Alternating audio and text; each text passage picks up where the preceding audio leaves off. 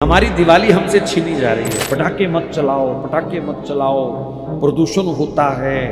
यार इजराइल में इतने बम क्विंटल क्विंटल के हजारों रोज फूट रहे हैं, किसी पत्रकार ने नहीं कहा कि प्रदूषण हो रहा है, ओजोन की परत फट गई है।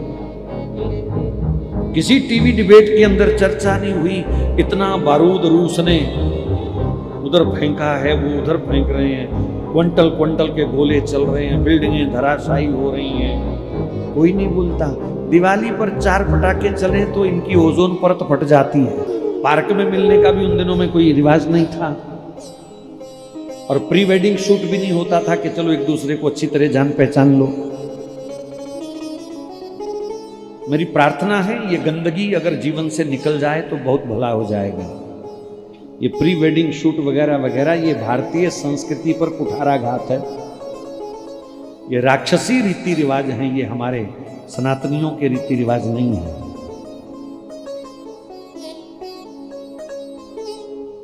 बिना कन्यादान के कोई लड़की किसी के साथ कैसे बाहर रह सकती है?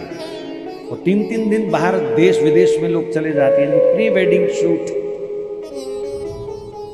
बहुत सारे समाज जागे हैं, उन्होंने प्रस्ताव पारित किए हैं, हमारे समाज में ये नहीं होगा तो कम से कम सत्संग प्रेमियों को तो ये नियम लेना ही चाहिए। अगर हम सनातन नियमों का उल्लंघन करेंगे तो फिर पालन करने वाले कहाँ से आएंगे?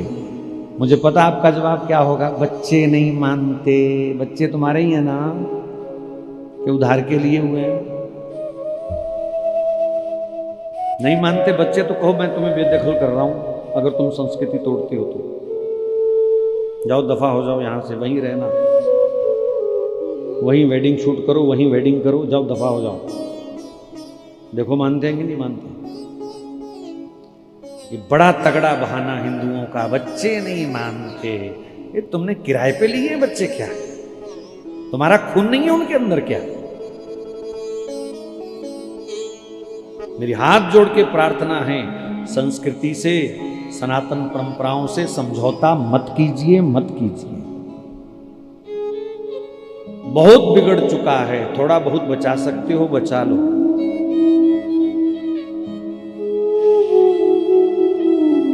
विदेशों में लोग भारतीय संस्कृति अपना रहे हैं। जिस विदेश में पहले कल्चर था कि छोड़ो शादी ब्याह में क्या रखा है, लिव इन में रहो, मौज मस्ती करो, खाओ पियो, क्या करना, बच्चे पैदा करके झंझट पालने करो।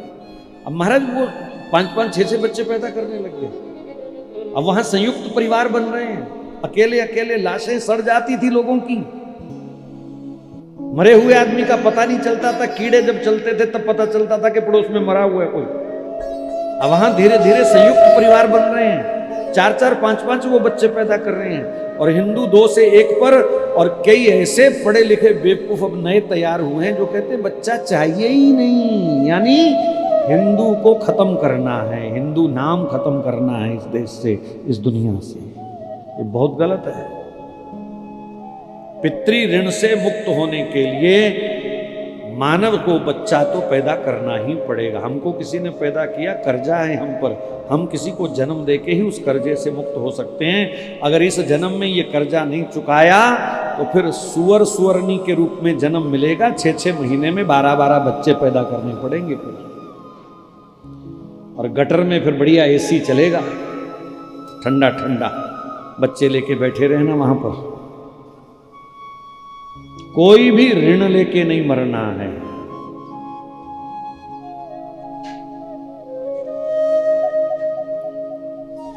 तुम 2 से 1 और 1 से 0 पर आ रहे हो, और उधर 4-4 शादियां करके 40-40 बच्चे पैदा करके तुम्हारा बोझ बढ़ाया जा रहा है। कमाओ, खूब कमाओ, दिन रात, सब समेटने वाले, संभालने वाली फौज तैयार हो रही है।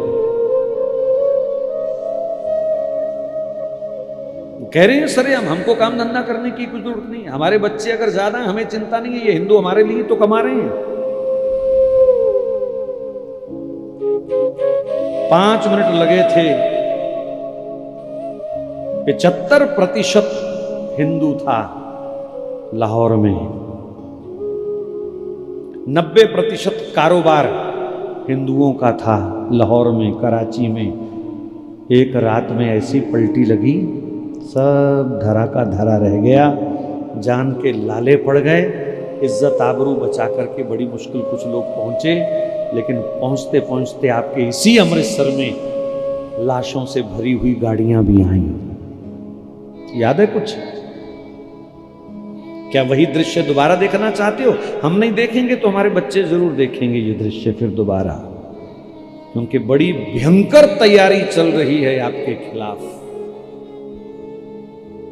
हिंदू समाज के खिलाफ बड़ी जबरदस्त तैयारी चल रही है, बड़ी जबरदस्त। मैं एक दिन एक मुल्ले को सुन रहा था, कौन है वो, मदनी। वो कह रहा था हमारा खान पान हिंदुओं से अलग है, हमारे रीति रिवाज हिंदुओं से अलग है, हमारा रहना सहना हिंदुओं से अलग है, हमारे तीज त्योहार हिंदुओं से अलग हैं। अगर हिंदू हमको एडजस्ट नहीं कर सकते तो इस देश को छोड़ के चले जाएं, ये तैयारी है उनकी। उसने सरेआम कहा टीवी पर कि हिंदू इस देश को छोड़ के चले जाएं, यानी नया पाकिस्तान, और वो भी बहुत बड़ा बनाने की तैयारी चल रही है, गज़वाए हिंद।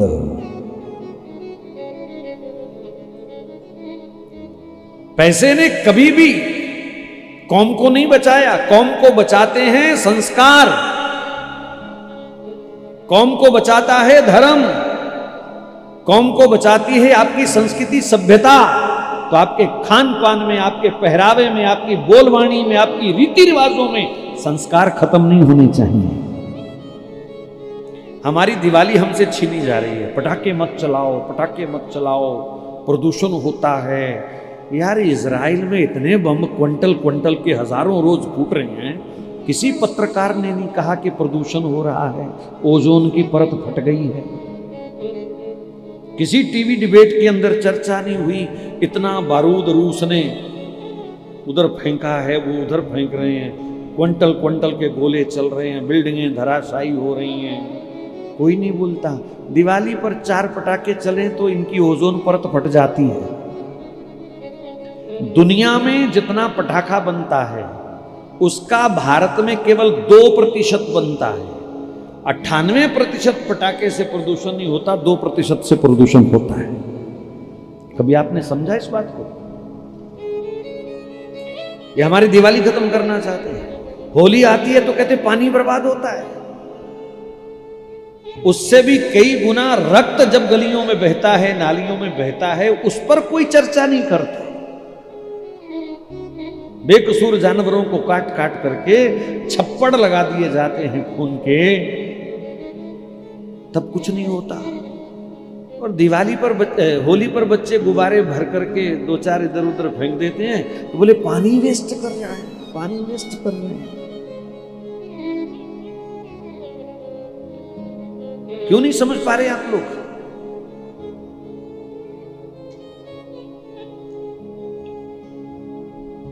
तो थोड़ा इस तरफ ध्यान देना पड़ेगा। अपने हर कीर्तन में, हर सत्संग में अपनी संस्कृति सभ्यता के लिए 2 मिनट जरूर चर्चा किया करो। आपके मंदिरों में रोज नहीं तो कम से कम सप्ताह में जितनी भी संस्थाएं हैं, इस बात पर चर्चा करें कि समाज को कैसे बचाया जाए। केवल जगराते करके, कथा करके धर्म नहीं बचेगा। कथा में, जगराते में संस्कृति सभ्यता की चर्चा भी होनी चाहिए। केवल ढोलकी बजाने से धर्म नहीं बचेगा। याद रखना मेरी बात, भले ही किसी को बुरी लगे। थोड़ा अपना दिल दिमाग भी बजाना पड़ेगा। किधर जा रहे हैं?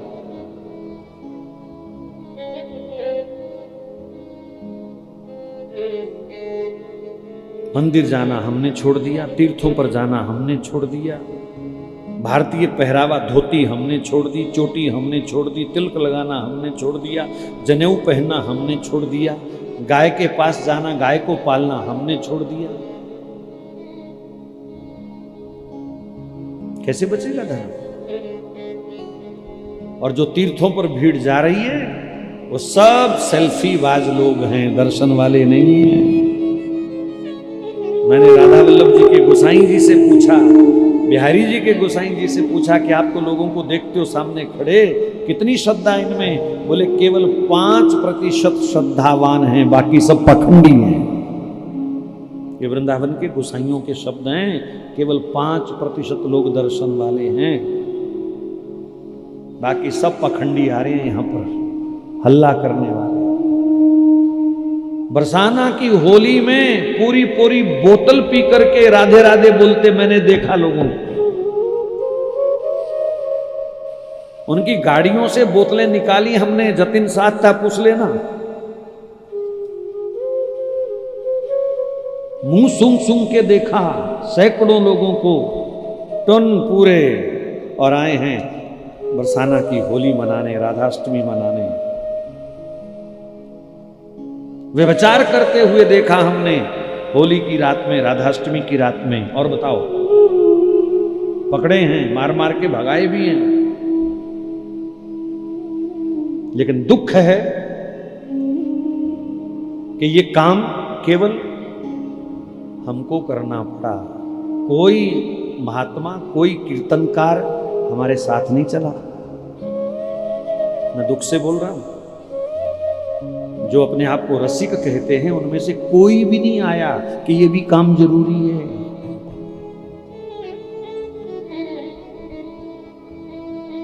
बरसाना में एक दिन बड़े संत इकट्ठे हुए। एक नेता भी था कोई, मैं नाम नहीं लूंगा उसका। सनातन धर्म ऐसे कर दिया, सनातन धर्म वैसे कर दिया, हमारे धर्म से छेड़छाड़ हो रही है, हमारे धर्म के साथ ये हो रहा है। तो मैंने बाद में उनसे कहा जाकर के, पीली कोठी है ना, उसके सामने उन दिनों ठेका होता था। तो मैंने कहा आपको सनातन धर्म की बड़ी चिंता है, मर्यादा की बड़ी चिंता है, मैं आगे चलता हूं, ये ठेका तोड़ना है।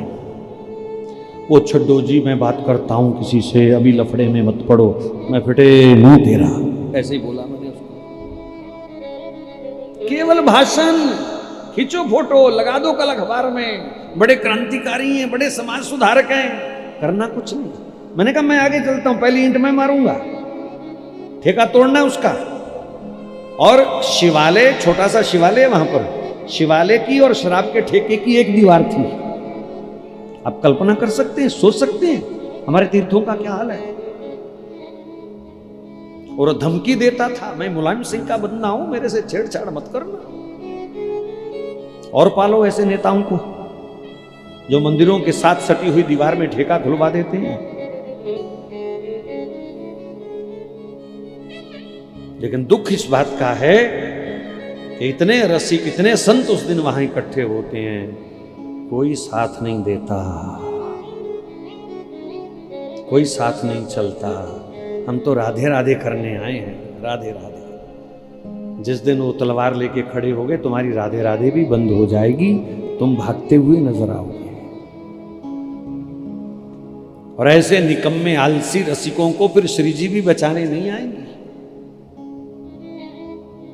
हाँ, कोई समय था बरसाना में जब संत रहते थे, भजन करने वाले, देश धर्म की चिंता करने वाले।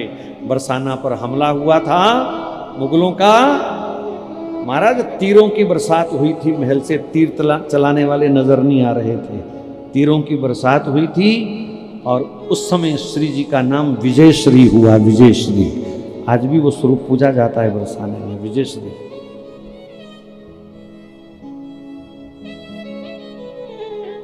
वो बरसाना के महल को तोड़ने आए थे।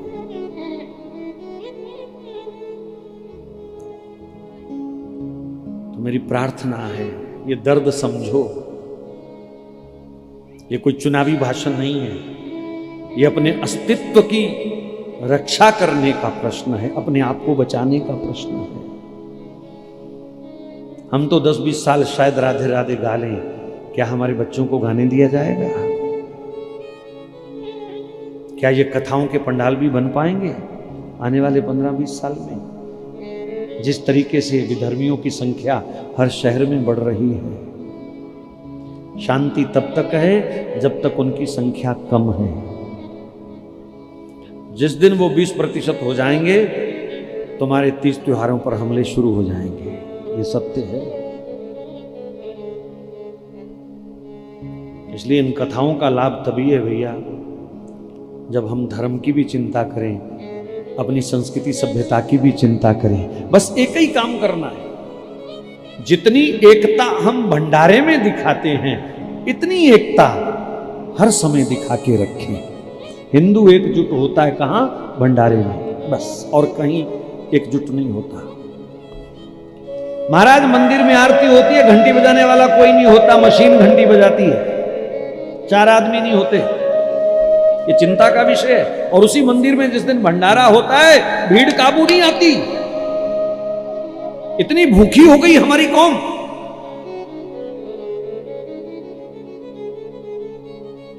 पेट भी भरना है, लिफाफा भी भरना है, टिफिन भी भरना है, और ऊपर से कहेंगे हमने 1100 रुपया दिया है, टिफिन भेजो घर में। ये भी ऑर्डर आते हैं। लानत है ऐसे दानियों पर, धिक्कार है ऐसी दानवीरता पर। तो ये परंपराएं हमको खत्म करनी पड़ेंगी। शुद्ध सनातनी बनो, सेवा भाव वाले, प्रेम भाव वाले। इस समय जरूरत है अपने धर्म की रक्षा को सर्वोपरि लक्ष्य मान करके चला जाए। ये तो हमारी ढोलक तबड़े सब फाड़ देंगे एक दिन, करना कहना। और ये मार हम पहले भी खा चुके हैं, दोबारा ना खानी पड़े।